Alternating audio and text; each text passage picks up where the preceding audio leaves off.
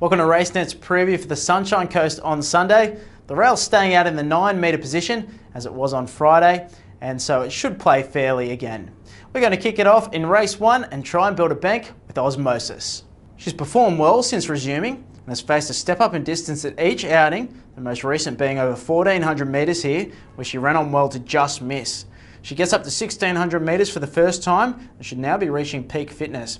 Michael Hellier takes the mount and should have a midfield to the home turn, where she can shift out and should be too strong over the final stages. Our best bet comes up in race 4, and it's Jaden Tom. She was run down late over the 1200 metres, won a long odds on favourite in this class at Toowoomba last start, and with a drop back to the 1000 metres, gets the chance to make amends. Brad Stewart takes the ride, and he has won on her previously.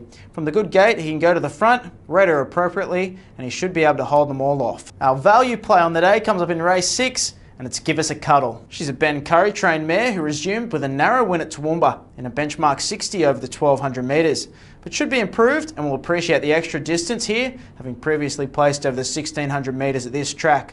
Michael Murphy takes the mount, claims 1.5 kilos, and from his good gait should have her on the speed from the outset. The 1400 metres suits in this class and she'll be hard to run down. The quarter kicks off in race 4, and although we've gone wide in the third leg, we're fairly confident in the other 3. In the opening leg, we've got numbers 3 and 2. Jaden Tom is our best bet, and we've included the consistent Captain Parker as insurance.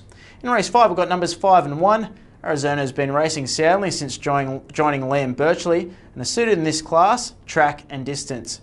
Cosgrove have disappointed last start when supported, but is capable of improvement over this trip and may be value. In race 6, we've got numbers 1, 3, 10 and 8. This is an open race and we've gone with our top 4 rated runners. In race 7, we've got numbers 4, 1 and 5. Last Armageddon is very consistent and suited here. Bahuna Sid was unsuited by the tempo and the firm track last start.